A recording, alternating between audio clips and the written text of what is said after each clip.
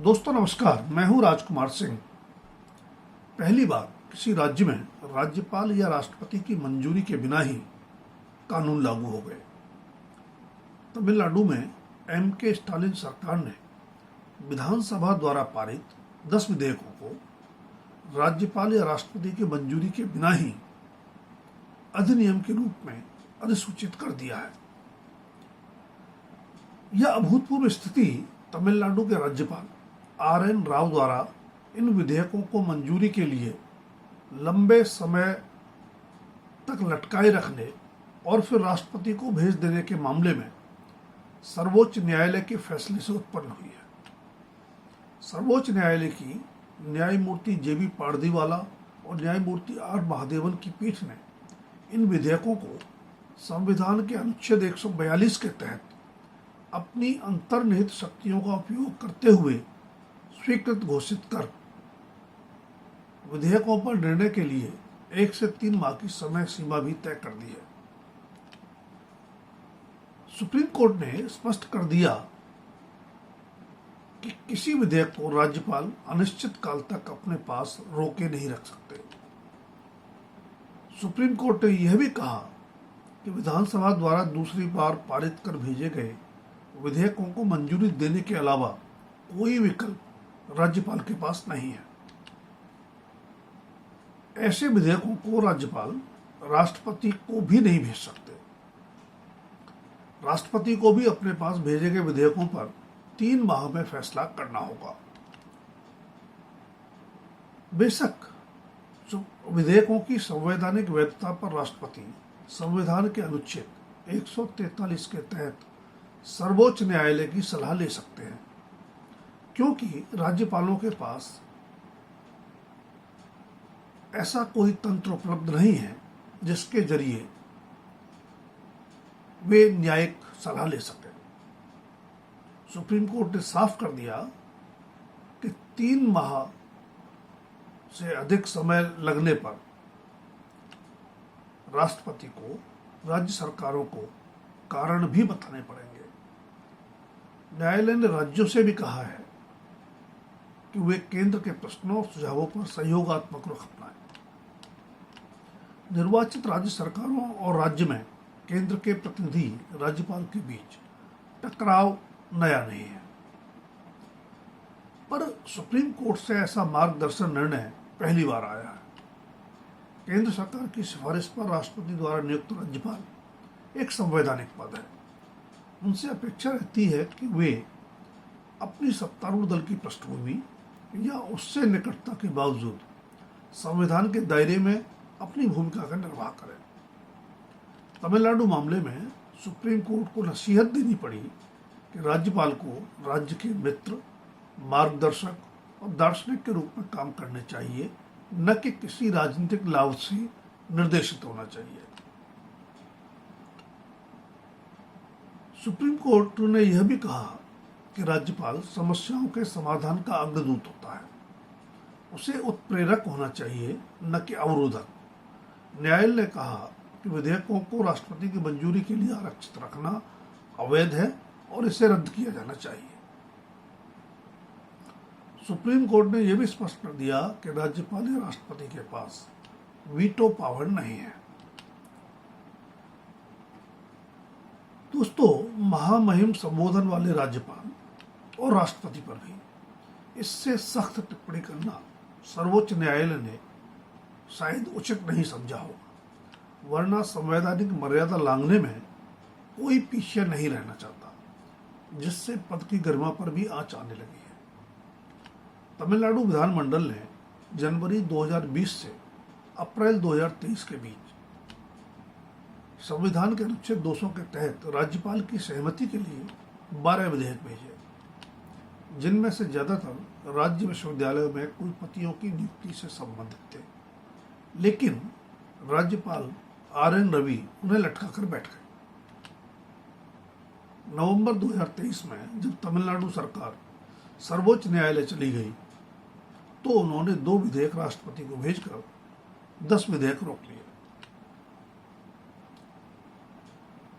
विधानसभा ने वे 10 विधेयक दोबारा पारित कर मंजूरी के लिए भेजे राज्यपाल के पास, तो उन्होंने वे सभी राष्ट्रपति के पास भेज दिए। राष्ट्रपति ने उनमें से एक विधेयक को मंजूरी दी तो 7 को खारिज कर दिया, जबकि शेष 2 प्रस्तावित कानूनों पर विचार ही नहीं किया। राज्यपाल और राज्य सरकार के बीच टकराव का यह देश में इकलौता मामला नहीं है। जिन राज्यों में भी केंद्र से अलग राजनीतिक दल या गठबंधन की सरकार है, वहीं ऐसे विवाद ज्यादा नजर आना बहुत कुछ कह देता है। तमिलनाडु मामले में सख्त टिप्पणियों से उत्साहित केरल सरकार ने भी अब अपनी ऐसी ही याचिका पर जल्द सुनवाई और उसे न्यायमूर्ति पारदीवाला की पीठ के समक्ष ही सूचीबद्ध करने का अनुरोध किया है। केरल की वाम मोर्चा सरकार की भी शिकायत है कि राज्यपाल आरिफ मोहम्मद खान कई विधेयकों को लंबे समय से मंजूरी के लिए रोके बैठे हैं। दरअसल मौजूदा उपराष्ट्रपति जगदीप धनखड़ जब पश्चिम बंगाल के राज्यपाल थे, तब उनके और ममता बनर्जी सरकार के बीच लगातार टकराव के बाद राज्य सरकार और राज्यपाल के तल्ख रिश्तों के लिए हाल के सालों में तमिलनाडु, केरल, झारखंड, तेलंगाना और पंजाब ज्यादा चर्चित रहे हैं। राज्यपालों के आचरण पर सर्वोच्च न्यायालय ने पिछली बार सख्त टिप्पणी पंजाब के मामले में की थी।